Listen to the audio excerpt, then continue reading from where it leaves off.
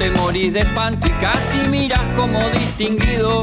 Si cada tanto acunas en tu encanto y era tu mundo el ideal. Y su ideal, mi ideal, el de aquel se puede... Buenas noches, bienvenidas y bienvenidos a Último Bondi. Último Bondi es un programa producido por el colectivo Más Igualdad que promueve la discusión política, la reflexión, el intercambio de información para pensar temas de agenda, temas de futuro y también temas de pasado. En el día de hoy vamos a continuar con un programa más de nuestro ciclo de asuntos históricos y vamos a presentar un enfoque bastante novedoso, por lo menos para la mayoría de quienes nos interesan estos temas, que tiene que ver con, y que titulamos, el Uruguay de la Guerra Fría, lucha política, lucha cultural. Como en estos casos siempre estamos en compañía de Álvaro Giudice, que va a presentar a nuestros invitados y que va a hacer una breve presentación del tema y alguna pregunta. Bueno, buenas noches. Sí, en esta oportunidad para este tema nos acompañan Vania Marcariani y Roberto García. Una breve presentación de cada uno. Vania es doctora en Historia Latinoamericana por la Columbia University y licenciada en Ciencias Históricas por UDELAR. Es profesora titular de UDELAR, donde se desempeña como responsable del área de investigación histórica y co-coordinadora del Archivo General de la Universidad de la República. Integra el Sistema Nacional de Investigadores. Entre 2020 y 2021 fue presidenta de la Asociación Uruguaya de Historiadores y tiene numerosas publicaciones sobre el periodo de la Guerra Fría en Uruguay y en Latinoamérica. Por su parte, Roberto García Ferreira es doctor en Historia por la Universidad de Buenos Aires, profesor de Historia Americana y de Historia de Relaciones Internacionales en América Latina de la Universidad de la República. Integra el Sistema Nacional de Investigadores también, participando en grupos de Claxo sobre imaginarios del antiimperialismo en Latinoamérica y en estudios de Estados Unidos. Es autor de varios libros, capítulos de libros y artículos académicos sobre esta temática. Y bueno, en esta oportunidad el tema que se nos plantea es reflexionar un poco sobre la interrelación que existe entre el fenómeno, o por lo menos el tema de la Guerra Fría, ¿sí? Pero en las espacialidades también de América Latina y de Uruguay, porque muchas veces se abordan por separado, y bueno, en este caso la idea es poder conectarlos. Bienvenidos. Muchas gracias. Gracias por la invitación. Capaz que arranco yo, por favor. Roberto. Estaba pensando cuando ustedes hacían la presentación que dijeron que la Guerra Fría era un enfoque, que era un tema, que era un periodo, que tenía espacialidad, o sea, un montón de referencias que dan cuenta un poco de que nos cuesta definir de lo que estamos hablando. Entonces, capaz que empezar por ahí, ¿no? Claramente la Guerra Fría es, primero que nada, sí, lo primero que a nosotros, por lo menos los historiadores o los interesados en el tema, nos viene a la cabeza, un periodo, ¿no? Un periodo de la historia del siglo XX, que va desde el fin de la Segunda Guerra Mundial, más o menos, ahí hay también una discusión, hasta el año 89, también más o menos, cuando la caída del muro y el fin del mundo socialista. Sí, incluso algunos historiadores marcan el inicio en el 17. En la Revolución Rusa. Bueno, eso es lo que, un poco de lo que me parece que estaba bueno arrancar por ahí, pero eso es lo primero que se nos viene a la cabeza, esta periodización como más clásica de la que estoy hablando, ¿no? Y también se nos viene a la cabeza esto del enfrentamiento entre dos grandes potencias que a su vez se dividieron, aspiraron a dividirse el mundo, ¿no? Y dos grandes potencias universalizantes, que me parece que a veces en los últimos años se ha hablado de que estamos en una nueva Guerra Fría, porque China esto y Europa lo otro y Estados Unidos. Es un mundo muy distinto, creo que Roberto va a estar de acuerdo, el mundo que nosotros estudiamos es un mundo muy distinto del actual y en parte me parece esto del auge del enfoque, ahora no como periodo sino como enfoque, tiene que ver con algo que nos pasa a los historiadores, que es que solemos poder historizar cuando un periodo se siente como terminado, ¿no? Y esto no quiere decir que los traumas, que las consecuencias, que los efectos de ese tiempo no repercutan en nuestro presente, pero sí que hay algo de cierre, ¿no? De que esto está en el pasado, es posible comprenderlo. Lo otro que también ha cambiado, me parece a mí, es que, bueno, se pensaba esto, las dos grandes potencias que aspiraron a dividirse el mundo y que tenían aspiración universalizante. Y vamos a ver en el desarrollo del programa, supongo, cómo esto iba desde la macropolítica al nivel más alto hasta la micropolítica, y es parte de lo que estamos estudiando ahora, a la vida cotidiana, a la cultura, a las relaciones. Casi todo lo que nos podemos imaginar de este periodo fue filtrado de alguna manera por esta forma de concebir el mundo en dos bloques, ¿no? Y esta forma viene, bueno, a veces se dice que Orwell empezó a usar el término, ¿no?, para hablar del periodo. También se ha rastreado que existen otros periodos de la historia en que se habla de que existe una guerra fría, es decir, un estado de conflicto latente, ¿no? La idea de que este conflicto entre socialismo y capitalismo vendría del primer país socialista del mundo, o sea, cuando con la Revolución Rusa se instaura por lo menos la promesa del socialismo en esa parte del mundo, que el anticomunismo es otra clave para entender este enfrentamiento. Esto está presente en otro hito que se suele nombrar, que es esto del largo telegrama de Kennan, que era un diplomático de Estados Unidos que estaba en Moscú y a muy poco de terminada la Segunda Guerra dice: hay que contener, esta es una idea muy presente, lo que el estalinismo, lo que la Unión Soviética, lo que los comunistas, el comunismo internacional está... Advertencia que fue tomada además por el gobierno estadounidense. Exacto. Y entonces, bueno, ahí se instala un poco este estado de enfrentamiento. De hecho, las primeras historiografías, por lo menos que nosotros hemos leído, creo que en esto coincidimos también, que son las producidas en Estados Unidos, tienen que ver con pensar esto, ¿no? La Guerra Fría se configura cuando Estados Unidos reacciona frente a la amenaza del comunismo internacional encarnado en ese foco en la Unión Soviética y su pretensión de dominar primero Europa, después el mundo. Y después viene una historiografía más revisionista que dice: no, es al revés, ¿no? Ante esta amenaza que Estados Unidos se constituyó en su afán imperialista, con la fortaleza de la que sale de la Segunda Guerra Mundial, que el campo socialista reacciona, hay una inversión. Y después vienen otros periodos más como de síntesis, si se quiere. Y últimamente un enfoque que me parece que es en el que ambos nos ubicamos de alguna manera, que ve el conflicto en múltiples escalas, ¿no? Que no piensa que esto ocurrió solo entre dos potencias, sino que ocurrió en el nivel de las relaciones internacionales, en el nivel de las relaciones transnacionales, es decir, en la circulación a través de fronteras de personas e ideas, que ocurrió a nivel de los estados nacionales también porque obligó a redefinirse, que ocurrió a nivel de la política local, o sea, que ocurrió en todas estas escalas al mismo tiempo. De los movimientos sociales. En los movimientos sociales. Y yo creo que a nosotros los historiadores de esta zona del planeta nos dio, esa es mi percepción, en la mayoría, en su mayor parte me parece que los que nos adscribimos un poco a esto ahora como un enfoque, veníamos de estudiar o de pensar los quiebres autoritarios de los años 60-70 y nos dio esta forma de ver el asunto, un marco que es temporal más grande, un campo que es geográfico más amplio. El ciclo largo, creo que el ciclo largo, exacto. Con varios ciclos cortos de los que después podemos hablar, y nos permitió ubicar estos conflictos que se vivían como conflictos nacionales en esos marcos geográficos, conceptuales, temporales, más amplios y más complejos. Creo que por ese lado va el aporte, ¿no? Lo que vamos a poder estar diciendo Roberto y yo de América Latina y de Uruguay tiene que ver con volver a pensar ese conflicto. Sí. Bueno, gracias por la invitación. Tengo mucho gusto de compartir esta mesa con Vania. Tenemos muchos acuerdos porque ambos estamos dentro de ese mismo campo. Yo lo pensaba también desde lo que es un poco mi manera de entender y mi manera la forma en la que yo mismo me profesionalicé, ¿no?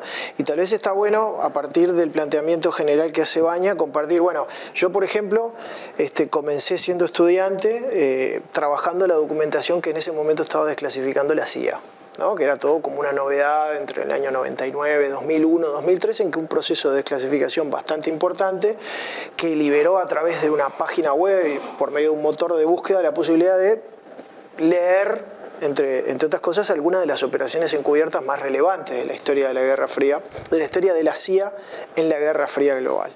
Y una de esas operaciones es la de Guatemala, ¿no? Y yo recuerdo que, siendo estudiante y después egresando de la Facultad de Humanidades, bueno, pude algo así como acercarme a la construcción de un objeto de estudio que en un principio, ¿sí?, estaba muy encorsetado en un paradigma con el cual nosotros ya no estudiamos la Guerra Fría y sobre todo la Guerra Fría latinoamericana, y es eso de que fuimos marionetas o títeres del poder imperial de los Estados Unidos. ¿Qué quiero decir con esto?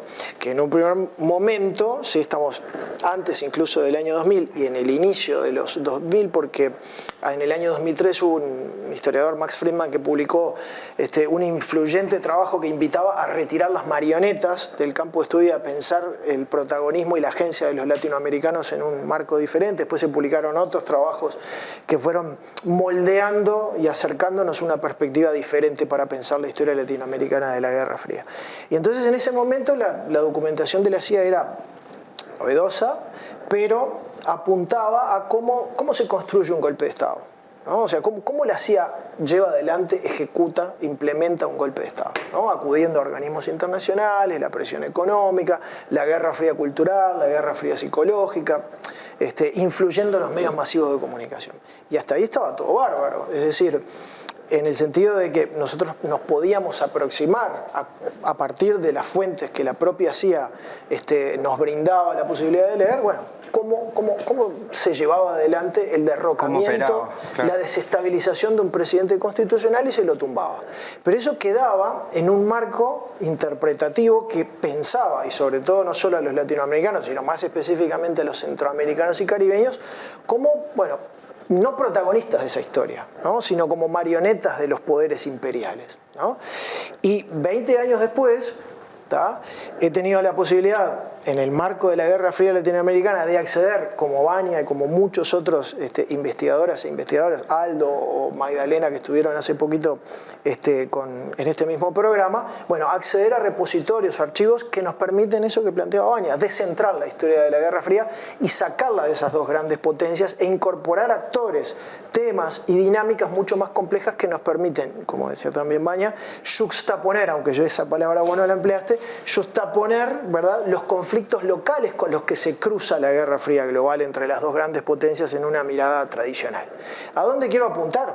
A que la posibilidad de, por ejemplo, ¿no?, más allá de estudiar, por ejemplo, la documentación de la CIA, mirar la documentación de los propios guatemaltecos, o mirar la documentación cubana, venezolana, colombiana, hondureña, mexicana y de otros países, no los voy a aburrir, bueno, nos permiten a nosotros trazar una perspectiva muy latinoamericana de esa Guerra Fría, que permite, entre otras cosas, acercarnos a que, muy recientemente lo escribí en un trabajo que salió publicado, que en un golpe tan emblemático, con una participación abierta tan importante de la CIA, como el golpe de Estado contra Arbenz en Guatemala en el 54, donde estuvo todo dado, ¿sí?, aún así, el marco interpretativo de que éramos marionetas del poder imperial no funciona, porque la CIA, que se involucró a fondo, ¿sí?, debió conocer muy bien los conflictos regionales que precedían al conflicto global de la Guerra Fría, ¿sí?, y debió tomar en cuenta, y de hecho cedió ante Trujillo y sobre todo Somoza, que fueron quienes impusieron al candidato.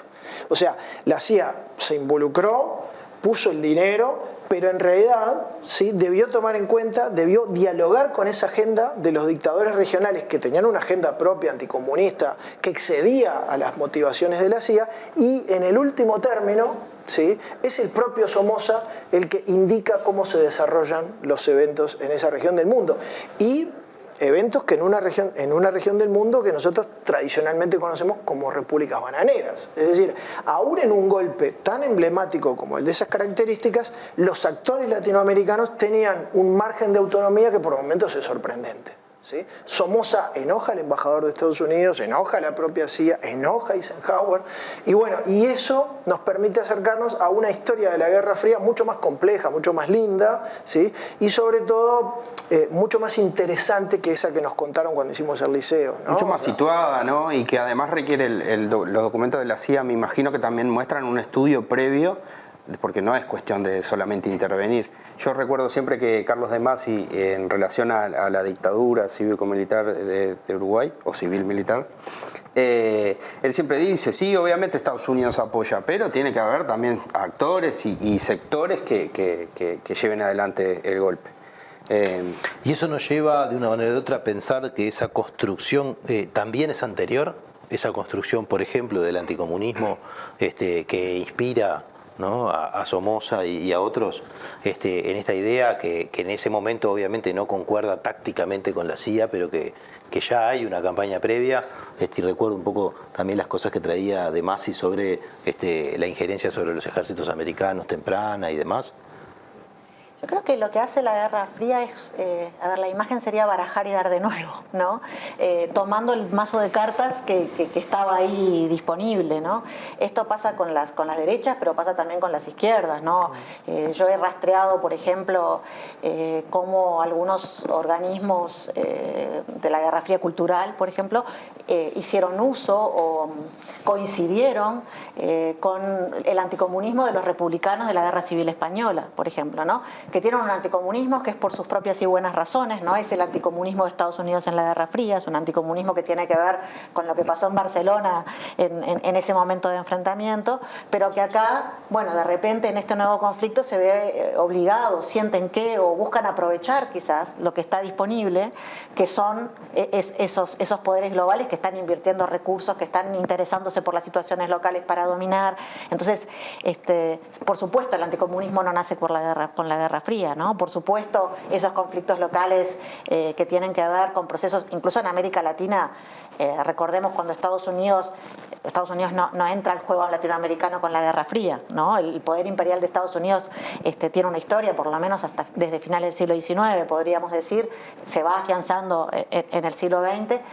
Pero sí es verdad también que venimos de un periodo en que la política de la buena vecindad, hay un periodo como, yo no sé si es de romance democrático, pero hay una ilusión con respecto a los sistemas de alianzas forjados, del periodo anterior, ¿no? Después de la crisis del 29, pero también durante la Segunda Guerra, que tienen que ver con la ampliación de derechos, que tienen que ver con la democracia liberal como sistema, que tienen que ver con concebir que el desarrollo económico y la democracia política van de la mano.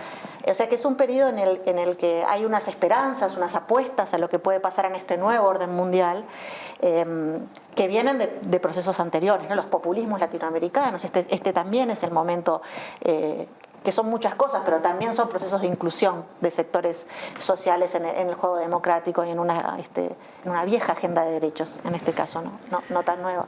Entonces, con esos elementos juega este nuevo conflicto, ¿no? Tenemos que cerrar este bloque, volvemos en un minuto y retomamos esto y ya tratamos de venir un poco más también a Uruguay, a ver cómo pasaban estas cosas acá. En un minuto volvemos en Último Bondi.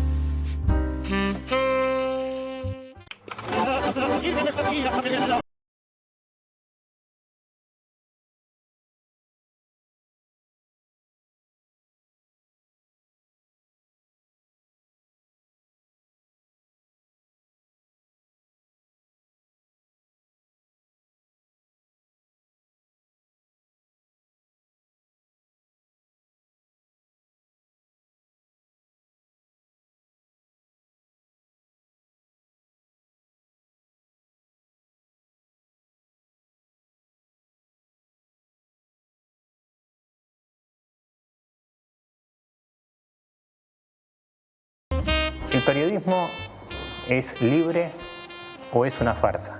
Así lo decía Rodolfo Walsh. Apoyá el periodismo libre. Apoyá Caras y Caretas. Da vuelta, ahí, tan.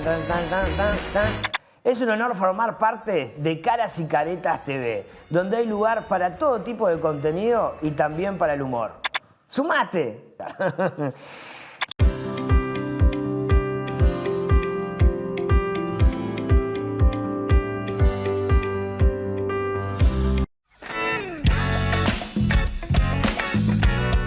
Bienvenidos a Último Bondi, en este segundo bloque sobre la Guerra Fría en Uruguay, cultural en particular.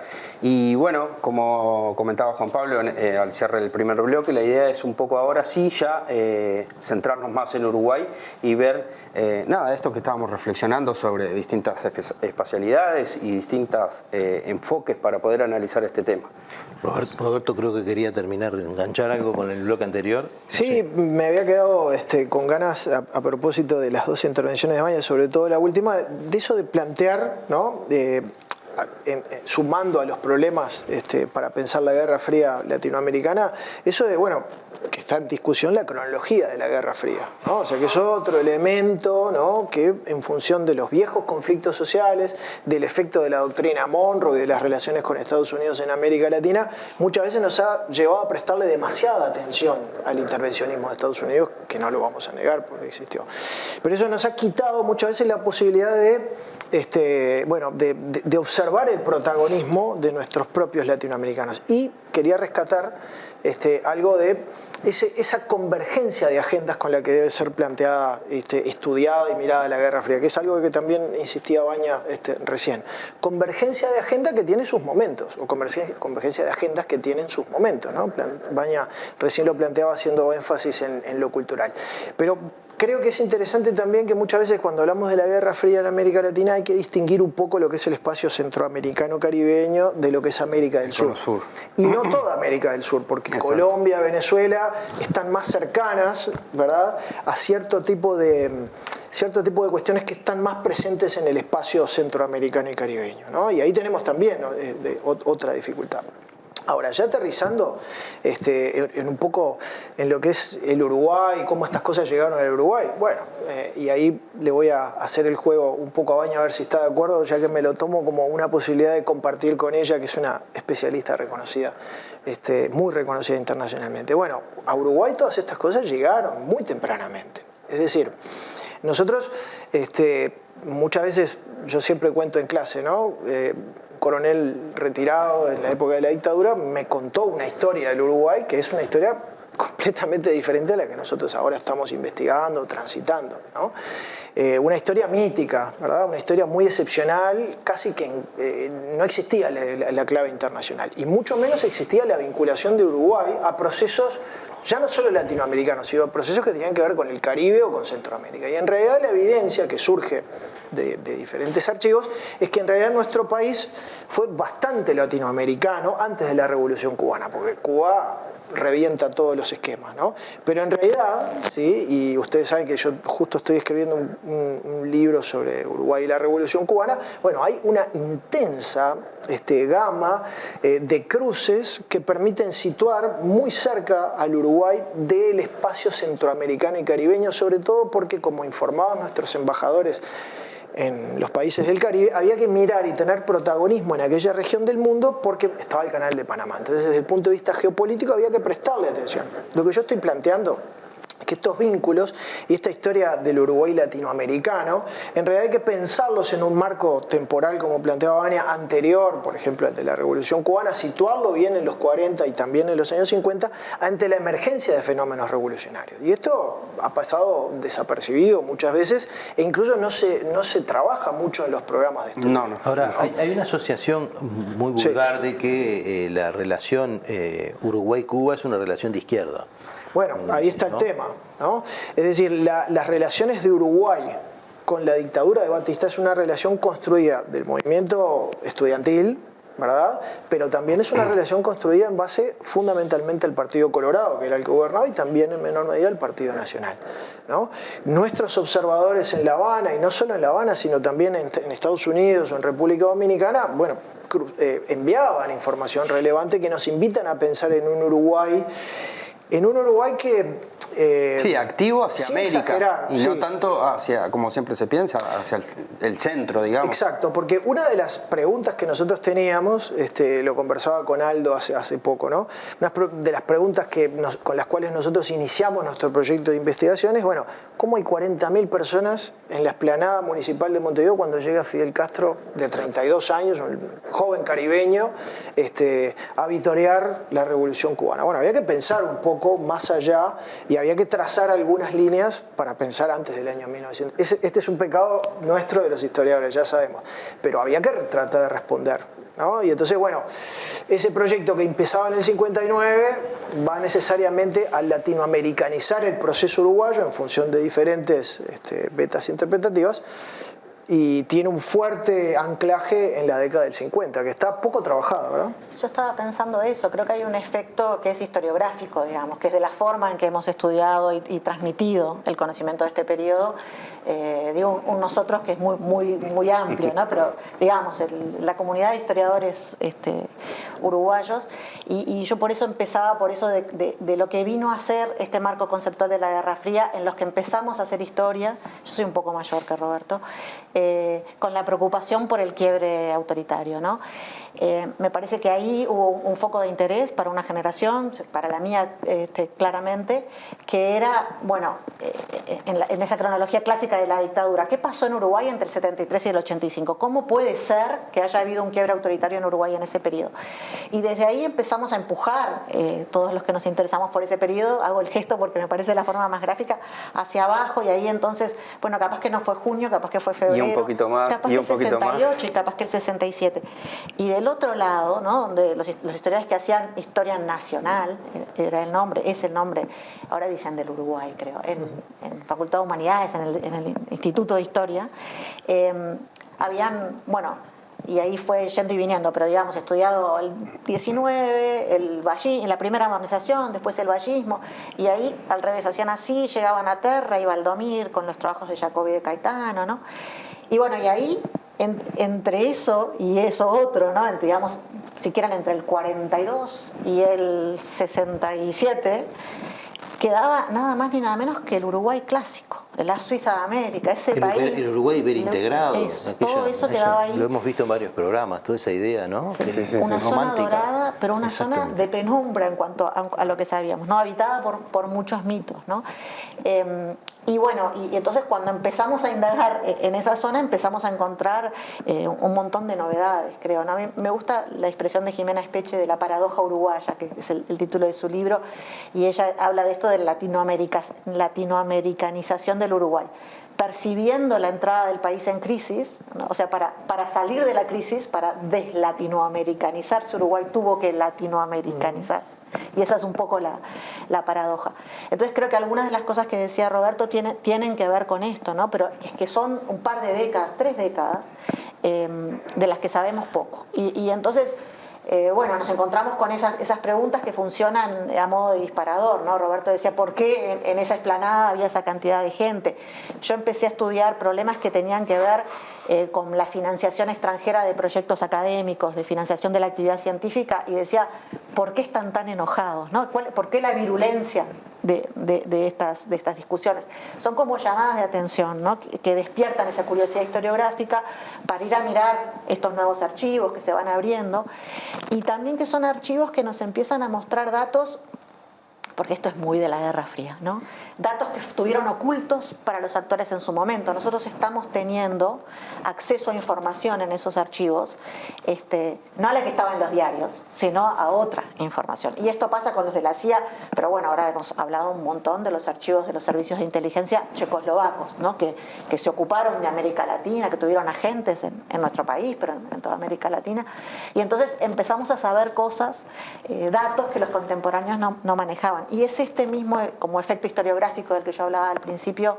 A mí me gusta mucho esa frase de Pierre Nora, dice, la historia empieza cuando le empezamos a hacer al pasado preguntas que los contemporáneos ni siquiera imaginaron, ¿no? Entonces, esos mismos conflictos, esos mismos relatos que nosotros, bueno, que heredamos de los que los vivieron, porque estamos hablando, si bien esto tiene ese efecto de historización, es un pasado relativamente reciente, ¿no?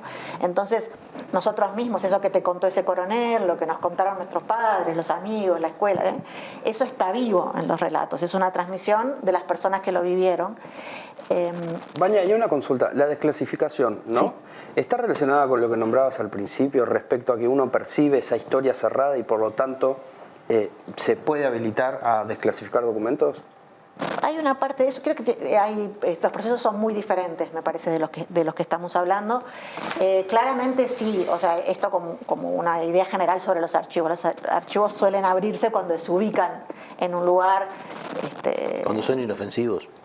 Bueno, inofensivos no son nunca, me parece a mí. Pero por ejemplo, aparentan serlo. El archivo el archivo de la CIA, que tiene documentos desclasificados, tiene mucho menos documentos desclasificados que el archivo, por ejemplo, de estos servicios de inteligencia checoslovacas, que los abrieron.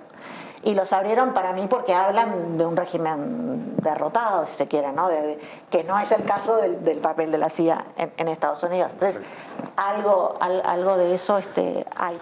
También tiene que ver con el tipo de curiosidad de las personas que nos dedicamos a estudiar estos asuntos. Creo que en algunos casos los archivos estaban ahí, solo que no se nos habían ocurrido las preguntas correctas. Sí. Trabajos del tipo del que ha hecho Roberto, de contrastar la prensa. Estoy hablando de tu trabajo, por favor. Una forma de pasarle la pelota. De contrastar la prensa con archivos que tienen más secretos, digamos, ¿no? Como eran estas operaciones de prensa. Por eso la prensa estaba ahí. Leerla con esta clave tiene que ver con el acceso a nuevos archivos, pero también con tipos de preguntas, ¿no? Y algo parecido hago yo en ese mismo trabajo. ¿Y qué decían los archivos de prensa? Bueno, de nada, Roberto. Un placer, Baña, gracias. A ver, ¿qué decían los archivos de prensa o qué decía la prensa? Bueno, en esto... ¿Cómo era esa relación, no? Porque esto un poco que queríamos ver, los actores nacionales y los actores no nacionales, ¿cómo era esa relación? Y bueno, en lo que es mi trayectoria como historiador, a raíz del vínculo de la CIA y los servicios de inteligencia en general con la prensa, tiendo a utilizar cada vez menos la prensa como una fuente primaria. Y más la CIA. Y más otro tipo de documentos. Medio en broma, medio en chiste, sí. Pero en realidad, o sea, hemos priorizado otro tipo de documentación a la hora de pensar el proyecto sobre la Revolución Cubana. Igual ya estamos en la prensa, pero en realidad priorizamos otro tipo de fuentes. Ahora, es necesario plantear algunas cosas, ¿no? Como para situar el lugar de Uruguay en la Guerra Fría latinoamericana. Es decir, no éramos un país cualquiera dentro de América Latina, ¿tá? No estoy camiseteando... pero es decir, había algunas características de nuestra ubicación en la geopolítica regional que nos invitaban a pensar, o nos invitan a pensar o argumentar en que Uruguay jugó una especie de rol mediador en ciertos conflictos, ante ciertos conflictos y tensiones regionales, ¿no? Claro, lo obvio es que ante la Revolución Cubana fuimos en Punta del Este los anfitriones de dos reuniones clave, ¿no? Una se lanzó la Alianza para el Progreso y otra se excluyó a Cuba de la OEA, a la cual nunca regresó. Fueron dos instancias en muy pocos meses que contribuyeron a la internacionalización de un conjunto de debates, bueno, que pautaban la historia latinoamericana y la proyección de la Revolución Cubana en América Latina. Pero es que en realidad antes, cuando la crisis de Guatemala en 1954, Uruguay iba a ser sede donde se iba a tramitar la denominada antes cuestión guatemalteca, antes de la cuestión cubana. Pero a su vez, esto es una historia poco conocida, en realidad lo que surge de las fuentes diplomáticas de distintos países es que, es decir, a nivel exterior, la imagen de nuestra democracia y nuestra diplomacia llevaba a que algunos de nuestros representantes, como por ejemplo Mora Otero, ¿te acordás? Que más tarde fue secretario general de la OEA y que estaba en la Embajada de Uruguay en los Estados Unidos, bueno, fuera mediador en el marco de actividades de la OEA en distintos conflictos que tenían lugar en República Dominicana, en Haití, México, Guatemala y la propia Cuba, ¿tá? Entonces, es decir, Uruguay no es que ocupara un lugar central en la Guerra Fría latinoamericana, pero la institucionalidad de nuestro país, capaz que Baña está de acuerdo, capaz que comparativamente similar a la chilena, aunque no tuvimos la ley maldita, ¿no? Nuestros partidos políticos, ¿verdad? Relativamente mucho más estables que comparado con Brasil, por ejemplo, o Argentina, ¿tá? Nuestra apertura hacia el mundo comunista, que hacía que hubiera embajadas de la Unión Soviética o de Checoslovaquia o de otro, más tarde Cuba, etcétera, hacía que el Uruguay fuera como un lugar, ¿sí? Muy proclive para la conspiración, muy proclive para la propaganda, muy proclive para el despliegue de agentes, ¿no? La estación de la CIA, la Embajada de Brasil tenía mucha gente, y esas cosas, ¿sí? Tal vez solo se podían dar en otro país que tenía, es diferente, pero tenía algunas cuestiones de cierta estabilidad, como México, pero que estaba en la otra punta de América Latina. Entonces, por ejemplo... Por ejemplo, yo lo que argumento es que, es decir, había muchas instancias de la Guerra Fría latinoamericana que no se podían dar ¿no? Por ejemplo, la circulación de periodistas, sindicalistas, dirigentes estudiantiles, cuyas actividades estaban prohibidas en muchos países de América Latina y se reunían acá. Y eso generaba a su vez una producción de información de inteligencia que necesariamente nos invita a pensar, bueno, una especie de un espacio transnacional, ¿no? Como lo plantea Aldo. Sí. También recordar que en Uruguay nunca estuvo prohibido el Partido Comunista. Esto es una singularidad, hacías referencia a la diferencia con Chile o bueno, el resto de América Latina en realidad. Y eso hubo resistencias, digamos, del sistema político uruguayo para que no se pasara a la clandestinidad, digamos, a los comunistas. Y yo creo que sí, que Montevideo fue un espacio de apertura y de circulación.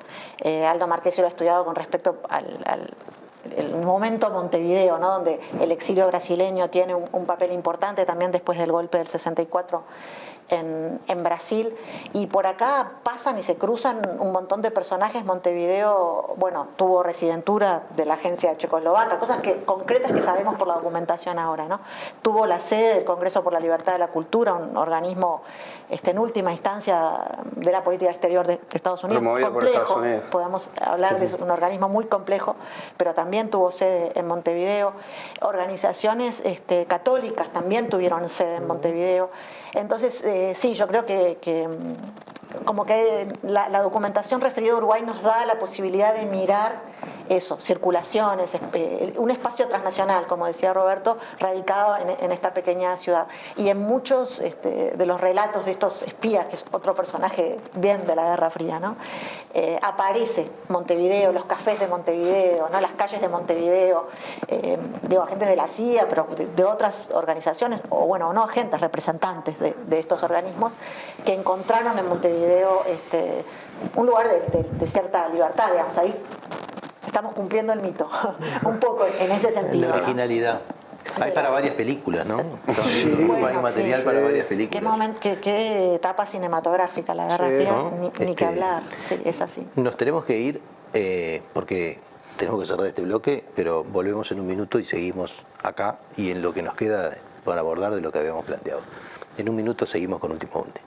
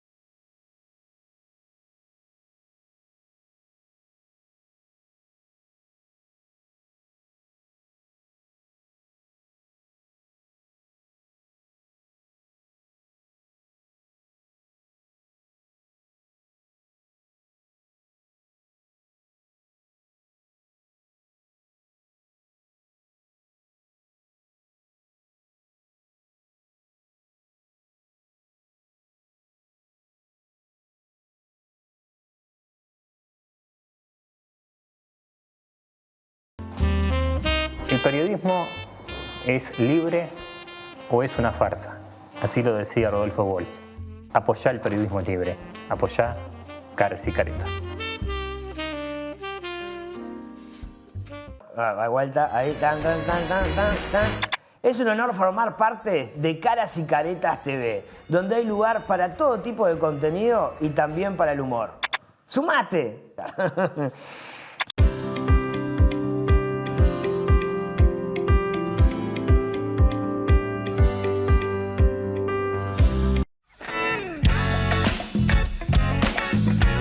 Volvemos en este tercer bloque de Último Bondi. Estábamos hablando del Uruguay en la Guerra Fría, lucha política y lucha cultural. No sé si nos quedaba algo por cerrar del bloque anterior, pero sí nos habían quedado algunos temitas que teníamos conversados para trabajar y que tienen que ver con asuntos de investigación específica de ustedes, ¿no? O por lo menos lo que nos convocó también a invitarlos a venir y un poco tenía que ver con esta idea de cómo funcionó la prensa en esos momentos, ¿no? De cómo se transmitían, cuál era la relación entre, en este caso, entre actores externos muchas veces y la prensa nacional, y también cómo fue, cómo se dio esta relación a nivel adentro de la universidad, ¿no? Que en aquel momento era el único espacio académico sobresaliente que había en este país. No sé, Roberto. Y un lugar de disputa, ¿no? En la Guerra Fría, sobre todo a partir de la emergencia de la Revolución Cubana. Vamos a tratar, pero mirá que estaba muy relacionado con lo que veníamos planteando, porque por ejemplo Uruguay, además de ser un espacio transnacional, era un lugar donde se publicaba mucho, ¿verdad? O sea, todas estas circulaciones, basta con ir a la Sala Uruguay de Biblioteca Nacional y revisar el fichero año por año, y había un montón de cosas que no salían en Argentina o no salían en Brasil, pero salían, ¿no? Acá en Uruguay, porque otra de las cosas que conversábamos con Baña es que este era un país donde estaba plagado de exiliados de diferentes latitudes, venezolanos, chilenos, argentinos, brasileños.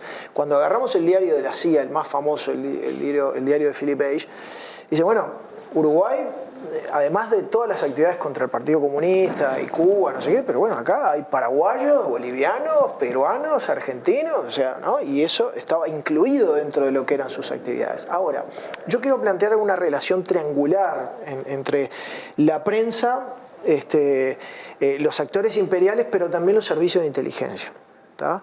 Si se me permite, porque es decir, una de las cosas que nosotros, lo voy a ejemplificar con un ejemplo, ¿no? En esta ocasión. ¿Por qué? Porque una de las cosas que nos han permitido los archivos policiales, por ejemplo, es a veces contribuir a problematizar y a desmontar lo que podríamos llamar los bluffs periodísticos, ¿no? Nosotros en un librito que publicamos hace unos años tenemos un capítulo sobre el denominado asunto Messuti, ¿no? Que era un funcionario público del Ministerio de Relaciones Exteriores que solía andar por diferentes oficinas y siempre que veía algún documento, andaba con un diario, se robaba algún documento, etc. Y en determinado momento el que hablaba ruso se vinculó con gente de la embajada de la Unión Soviética en ese momento y les entregaba documentos de poca relevancia, ¿no? A su vez, en un determinado momento él trabajaba en una sección por la cual pasaban muchos documentos. Entonces se encontraban en el lugar de la Rambla, el ruso se iba, volvía a las 2 horas, fotografiaba los documentos y le devolvía a entregar los documentos a este funcionario. Y este funcionario a veces iba a trabajar los sábados al ministerio. O a veces para adelantar trabajo se llevaba, entre comillas, a su casa documentación para adelantar trabajo. Y en realidad se la estaba entregando a un funcionario de la Embajada de la Unión. Todo esto estalló en 1958 en el marco de un divorcio entre la mujer de Messuti y Messuti, que le dice al juez, no, pero en realidad, la mujer despechada, en realidad mi esposo le entregaba secretos a la Unión Soviética, no sé qué, a la Embajada. Y eso dinamiza, o sea, da lugar a una investigación policial que enseguida remite el Ministerio del Interior al Servicio de Inteligencia y Enlace. Y entonces ahí la triangulación viene por el lado de que si uno sigue la prensa, ¿tá? Uno se encuentra con que éramos la colonia, como decía el diario El Día, la colonia de la Unión Soviética en América Latina, ¿no? Éramos el lugar donde se colaba todo el espionaje, éramos el sitio por el cual los comunistas sacaban los secretos de nuestro Estado, ¿no? Estaban metidos en Cancillería, etc. Y en realidad, si uno sigue la prensa, puede llegar perfectamente hacia esa conclusión. Los documentos de inteligencia permiten ver que Messuti era un pobre hombre, que en realidad los documentos que pasaban por Messuti eran documentos de escasísimo valor. O sea, no tenían ningún valor desde el punto de vista estratégico, político, comercial. Eran documentos, diríamos, en términos poco académicos, de cuarta. Porque Messuti consumía drogas, era alcohólico, violento, era un funcionario muy mediocre. Ahora, eso nos dice mucho también, el contrastar, ¿me explico? O sea, los documentos de inteligencia, que no precisamente eran comunistas, ¿no? Llegan a la conclusión rápidamente, más allá de que la propaganda sigue y sigue por 2 años, ¿tá? De que en realidad por Messuti no pasaba nada significativo. Y en 2 años, cuando Messuti es liberado, dice, qué lástima que los periodistas nunca leyeron por qué fui procesado, porque en realidad él fue procesado por otra cosa que no tenía absolutamente nada que ver con esos secretos de Estado que él estaba vendiendo. Entonces, ¿por dónde es que planteo la relación triangular? Porque la prensa, los servicios de inteligencia, pero a su vez ese actor extrarregional que era la Unión Soviética, ¿no? Está la historia visual del anticomunismo, ustedes estuvieron con Magdalena acá. Todo ese bluff, en realidad, nos muestra la escasa capacidad que tenía la Unión Soviética para proyectarse, por ejemplo, en Uruguay, ni que hablar en otros países con los cuales no tenía relaciones diplomáticas, ¿no? Porque si Dorenkov, que era el funcionario soviético que enseguida fue retirado, dependía de los secretos de Estado que le entregaba Messuti, bueno, estaba muy tirado. Y eso nos dice mucho acerca de que en América Latina, es una obviedad, bueno, el peso que tenía Estados Unidos en los asuntos internos a través de su relación preferencial, por ejemplo, con el servicio de inteligencia, a través de la estación de la CIA, bueno, era mucho mayor. Comparativamente, claro, mucho mayor. Sí, pero. Sí, pero. Sí, pero. No, a mí me parece interesante esto para traer otro tema que es el de las redes que había disponibles, ¿no? Yo, ahora trayéndolo un poco al tema que yo he investigado últimamente, en el caso, no sé si era el caso de este señor exactamente, pero pongamos en el caso de los intelectuales, para decirlo de una manera amplia, los académicos, pero también los periodistas, ¿no? A ver, ¿cuáles eran las redes que estaban disponibles para obtener recursos, para obtener fama, para obtener proyección internacional? En el caso de los académicos, esto lo sabemos bien, la transnacionalización de nuestras carreras, hablarle a gente un poco más afuera de nuestro círculo inmediato es una aspiración de esto, de los intelectuales, pongamos por caso. Y bueno, había disponibilidad de redes para hacer esto y estaban disponibles, si lo pensamos en la lógica bipolar, las dos. Por lo menos, porque después en cada campo también hay otras cadenas. O sea, estaba la KGB, que tenía cierta modestia en la relación tenía más relación, digamos, con los partidos comunistas, pero aparentemente la residentura de la agencia de inteligencia checoslovaca se dedicaba a las izquierdas no comunistas en el continente, y acá en Uruguay estaba disponible y de hecho pagaba y contrató los servicios de personas destacadas. Vivian Trías ha sido el caso famoso, pero había otros y en varios partidos, ¿no? Pero yo estudié, por ejemplo, el Congreso por la Libertad de la Cultura, que en el 67 se comprueba que tenía financiación de la CIA, pero es una organización fundada en realidad en Berlín al fin de la Segunda Guerra, al inicio, digamos, de la Guerra Fría, para contrarrestar los intentos de influencia, sobre todo en el plano intelectual y cultural, que venían de la Unión Soviética con el Congreso para la Paz. O sea, la Unión Soviética también hacía sus esfuerzos de captación, en particular, estamos hablando ahora de los intelectuales, y el Congreso logra acá en Uruguay que un conjunto importante de intelectuales. De nuevo, acá está lo de la convergencia de las agendas. Yo creo que no es necesariamente que trabajen no es que sean marionetas, ¿no? Hay una convergencia de intereses, pero de última están enganchados en el último eslabón de unas cadenas que, si queremos, nos llevan a esos dos grandes... al ciclo largo. Al ciclo largo y a los grandes poderes de la Guerra Fría, ¿no? Y yo estudio ahí, por ejemplo, como Aldo Solari, fundador de la Sociología Universitaria en Uruguay, escribió un libro que hizo Evo, que fue famoso, que generó polémica, El tercerismo en Uruguay, por encargo del Congreso. Escribió lo que él quería escribir, escribió cosas en las que él creía desde antes que el Congreso lo contactara. Pero de hecho la sugerencia del tema concreto se la dio a un agente del Congreso, le pagó por hacerlo y le publicó el libro, ¿no? En medio de otro montón de actividades que hacían en el país. Entonces, bueno, con Aldo Marchesi escribimos juntos un poco esto de vidas paralelas, ¿no? Mostrando a Trías y mostrando a Solari, con esta idea de, ¿no?, cuáles son las redes que están disponibles. Me parece que es una pregunta que es válida para entender este momento y para entender esto de barajar y dar de nuevo, ¿no? Que estos actores tienen agenda, tienen preocupaciones, responden a conflictos sociales, políticos y culturales que son del lugar y que no necesariamente se remiten a esta periodificación, pero que de última terminan alineándose, ¿no? Y me parece que en el segundo ciclo de la Guerra Fría, el ciclo recalentado, post-Cuba de la Guerra Fría en América Latina, pasa mucho eso, ¿no? Y ahí Uruguay tiene otro aspecto interesante para mí, que es el del tercerismo. Esto de lo que Solari, en realidad, con ese libro se desprende, es como un testamento, me voy de ahí, ¿no?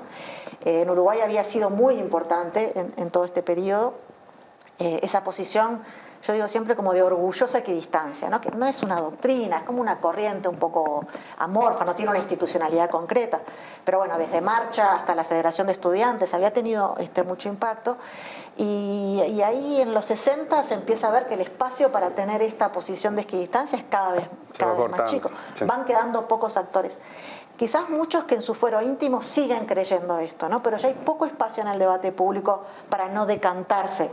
Eso es lo que Cuba trae al continente. Ya no es decantarse por la Unión Soviética, es decantarse por la opción revolucionaria de Cuba, pero a medida que Cuba se va alineando con el campo socialista, y se va alineando muy rápido, con muchas tensiones, con muchos problemas, pero muy rápido, porque el mundo es bipolar, ¿no?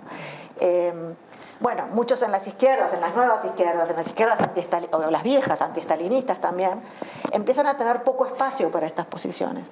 Entonces, si hay un drama de la Guerra Fría, a veces a mí me parece que es eso, ¿no? Leyendo con distancia la documentación, que poco espacio queda para algunas posturas, ¿no?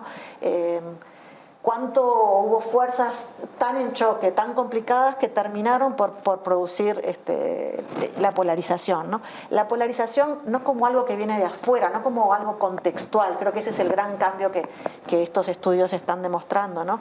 Sino como eso, como la reducción de un espacio en el que otras posiciones, terceras, cuartas, quintas, pueden estar funcionando. Y como sabemos, y acá para avanzar un poquito en la cronología, el ciclo de golpes en el Cono Sur en particular, en América Latina, pero pongamos el Cono Sur, para no arrancar con el del 54 en Guatemala, quizás 64 en Brasil, ¿no? 66 en Argentina, 73 en Uruguay, 73 en Chile, 76 de nuevo en Argentina. Ese ciclo es un ciclo de golpes que tienen que ver con el cierre de un ciclo que tiene mucho que ver con la Guerra Fría, ¿no? Y donde de nuevo creo que podemos volver a discutir la cronología también, porque a mí me parece que ese ciclo, la experiencia histórica de ese ciclo hace en los actores locales, mueve cosas en los actores locales que no se explican por lo que pasa. Cierran quizás la Guerra Fría un poquito antes que se cierre a nivel global. Algo que yo he estudiado bastante es, por ejemplo, la adopción en las izquierdas del discurso de los derechos humanos, ¿no? Que tiene un origen, tiene muchos orígenes, pero tiene un origen liberal, ¿no? Clásico. Se lo interpretaba como alineado con Occidente, con el capitalismo, con Estados Unidos, y las izquierdas, frente a la experiencia autoritaria, lo adoptan, haciendo cambios a nivel ideológico y político y también cultural muy profundo, que precedieron más de una década al fin de la Guerra Fría. Entonces, de nuevo, ¿no? Este ciclo empezamos hablando del año 47 y llevándolo capaz que hasta el 17, y acá me parece que tenemos que meter en el ciclo a los golpes de Estado, a los nuevos autoritarismos latinoamericanos de los años 60 y 70, y las transiciones democráticas, ¿no? Que ahí todo se va alineando y termina junto. ¿Y esos golpes de Estado pueden ser un síntoma de que esa convergencia de agendas de un lado y del otro se torna más potente del lado de la influencia americana? Y ahí se da otra paradoja, ¿no? Porque, o sea, mientras las dos grandes potencias están en un periodo de cierta distensión, sí, América Latina es un baño de sangre, o sea, ¿no? Pensemos 73, 74, 75, la conformación del Plan Cóndor, ¿no? Y ambas grandes potencias, caminan en esa distensión. Pero el papel de Estados Unidos en los golpes de Estado es indudable. Yo creo que ahí también nuestras explicaciones del golpe uruguayo, ¿qué hubiera pasado si el condicional contrafáctico, que a los historiadores no nos gusta, pero que muchas veces se podría haber evitado un golpe en Uruguay? En ese contexto regional, yo creo que no, hubo golpes en toda la región. Ya había una dinámica que era independiente de lo que podría estar sucediendo. No era independiente, era encarnada por los actores a nivel local, ¿no? Pero era encarnada con los actores a nivel, pero también una importante impronta de los actores externos y en particular de los Estados Unidos, ¿no? Sí, pero también de los actores regionales, perdón, Maña. Sí, o sea, porque Brasil desde el 64 se había conformado como un actor regional, anticomunista, conservador, que tuvo un papel preponderante en la desestabilización del proceso chileno, ¿no? Y en relación a eso, que creo que es otro elemento de larga duración para pensar el autoritarismo, por ejemplo, en Uruguay, ¿no? O sea, Brasil incide mucho en la ruptura de relaciones con Cuba en el 64. O sea, la presión de los enviados brasileños es realmente insoportable. Y en la selección del 71. O sea, a eso digo. Por eso digo, esa convergencia de agendas toma una potencia fuerte de ese lado, ¿no? O sea, que desbalancea, ¿no? Sí, pero pensarlo en múltiples escalas, ¿no? Porque vamos a ver eso que traía Roberto de la relación entre el proceso chileno y la injerencia brasileña. Vamos a ver a los militares argentinos participando en la contra en Nicaragua. O sea, la dimensión de las relaciones sur-sur no solo opera para las redes de solidaridad y de resistencia de las izquierdas, opera también en estos otros niveles. A veces con tensiones con los polos, ¿no? Con los polos de la Guerra Fría global, quiero decir. Con tensiones, pero mirado macro, ese juego sigue funcionando. Yo creo que eso es lo que nos da el marco de la Guerra Fría, ¿no? Un marco macro donde ese juego bipolar sigue funcionando y después mucha complejidad y mucha discusión de las periodizaciones puntuales y de los alineamientos. El paraguas de la Guerra Fría. El paraguas de la Guerra Fría. Sí, en la Escuela de las Américas tampoco hay que... Sí, pero hay que pensar también, Baña creo que va a estar de acuerdo, sin duda va a estar de acuerdo, más allá de los estados, ¿no? Y hay que pensar en los pactos sociales regionales, ¿no? O sea, los pactos empresariales, o sea, superar la lógica del Estado. La ¿no? lógica de frontera. Claro, cuando miramos a los agentes estatales, el Plan Cóndor, está bárbaro. Esa es una dimensión muy importante, pero no es solo eso, ¿no? Por ejemplo, hay un historiador argentino que vive en Brasil hace mucho tiempo, Matías Spector, que vos lo has leído, que él plantea recientemente pensar el autoritarismo, sobre todo en el Cono Sur, a partir de pactos sociales regionales, ¿no? Invita a pensar más allá de los actores estatales, e incorpora la dimensión empresarial, ¿sí? En todo ese juego, ¿no?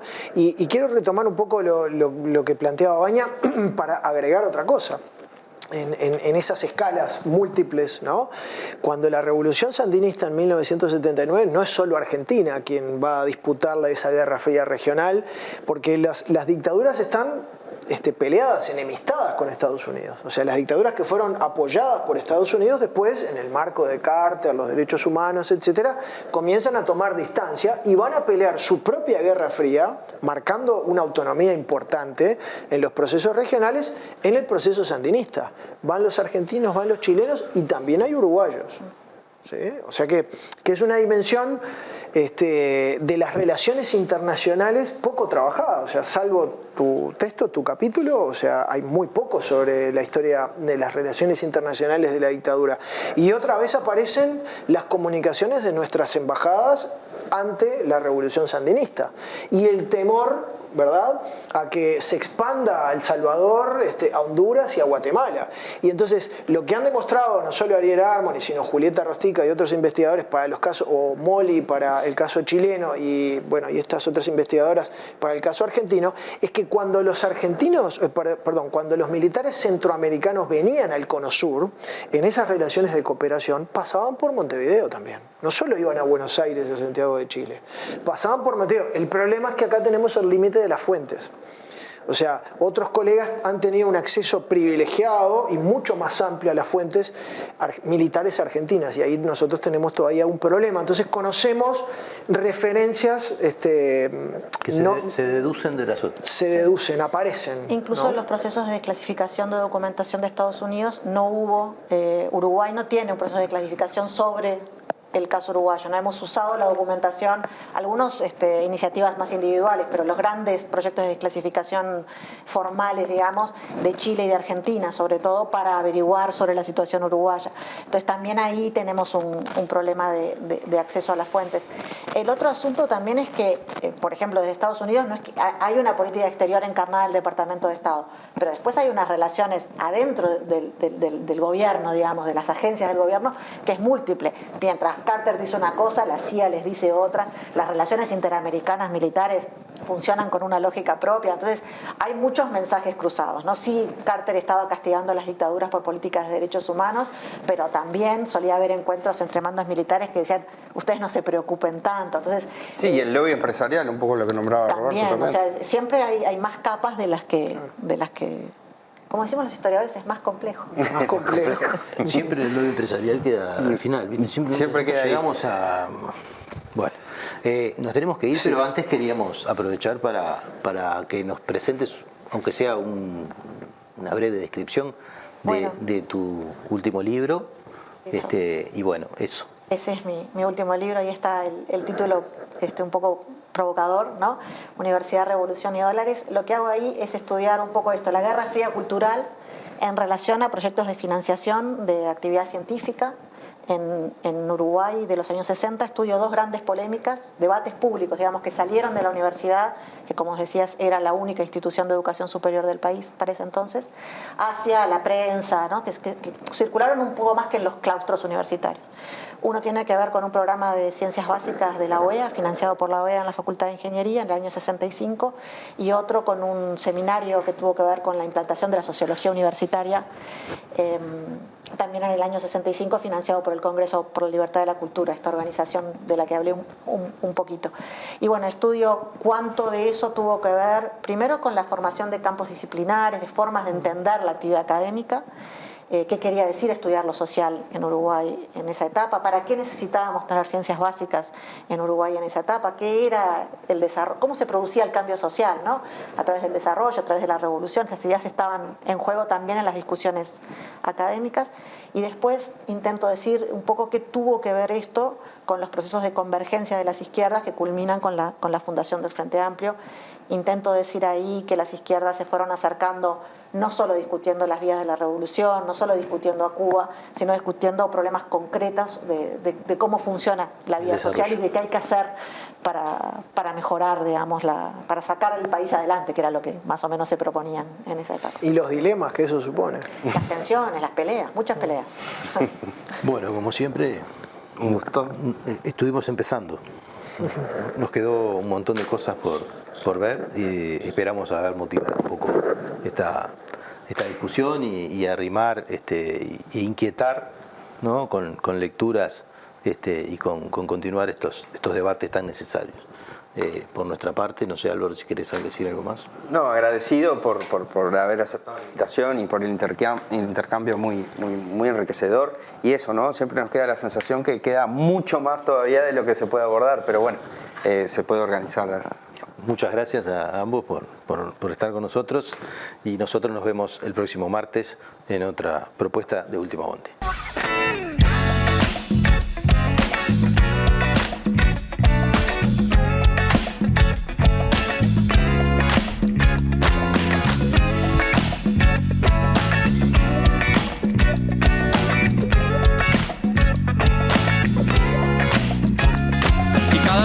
Te morís de espanto y casi miras como distinguido. Si cada tanto acunas en tu encanto y era tu mundo del ideal. Y su ideal, mi ideal, el de aquel se puede mirar desde lo distinto. Si por las noches compartís el tinto con ese que piensa solo.